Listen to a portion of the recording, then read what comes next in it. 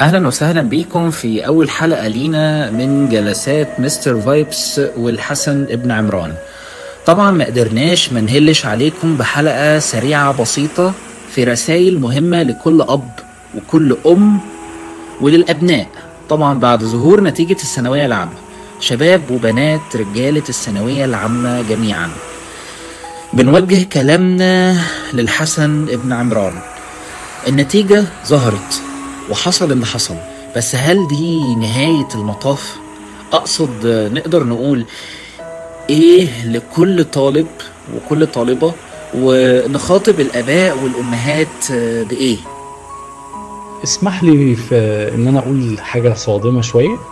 هل النتيجة دي نهاية المطاف؟ الحقيقة نهاية المطاف او الرحلة الاسهل في حياة كل طالب ثانوية عامة. بالظبط، الرحلة الاسهل، الرحلة اللي كان بيتحط لنا فيها تراك نمشي عليه، ويمكن الطلاب في ثانوي بدأوا يحسوا ان التراك ده او الطريق ده مش سهل، لانه ما بقاش شبه اللي هم بيذاكروا، شبه اللي هم بيحفظوه.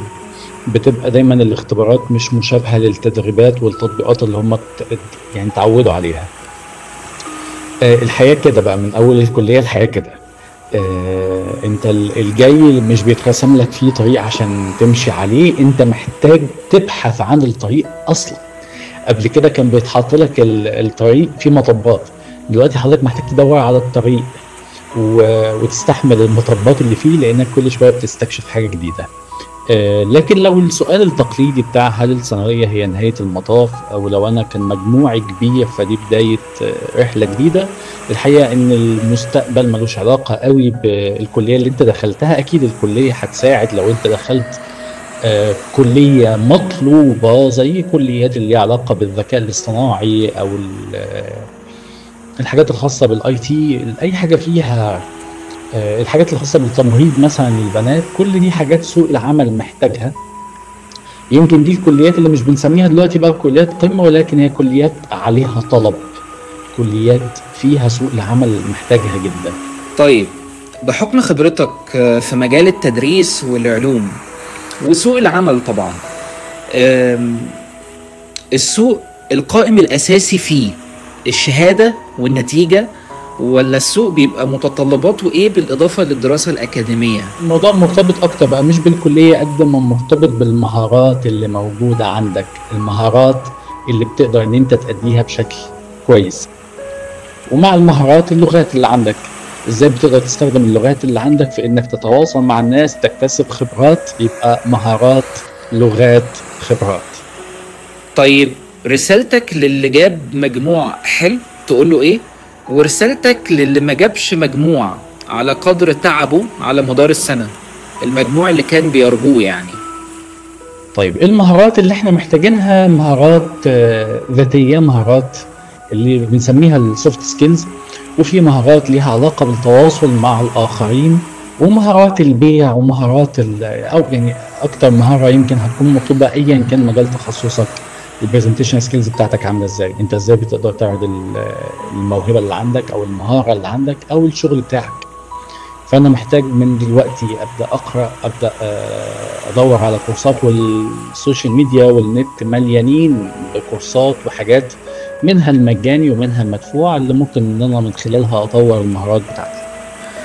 طيب، في آخر لقائنا الجميل ده حابب إن الحسن يوجه نصيحة أخيرة للآباء وللأمهات تحديدا، اللي أبنائهم أو بناتهم ما حالفهمش الحظ في تحقيق المجاميع اللي كانوا بيرجوها على مدار تعبهم أو كدهم على مدار السنة كلها يعني. كلامي هنا مش هيكون بقى للطلاب قد ما هيكون للآباء بمناسبة اختيار الكلية. أنا مخلص ثانوية عامة بقالي أكتر من 15 أو 16 سنة، 17 كمان، ولسه فاكر اللحظات بتاعت الرغبات. فلو في حاجة ممكن أوجهها لكل أب وأم دلوقتي، لو سمحت ما تقولش لابنك خش كذا. أنت ممكن تساعده في الخيارات اللي قدامه، تقول له أنت قدامك كذا وقدامك كذا وقدامك كذا، بس خد بالك برضو إن أنا كولي أمر انا بحكم على الكليه بناء على اللي انا اعرفه، بناء على اللي انا شايفه، بناء على تصوري، وغالبا التصور بتاع الحاضر مختلف كتير عن تصورنا احنا كآباء.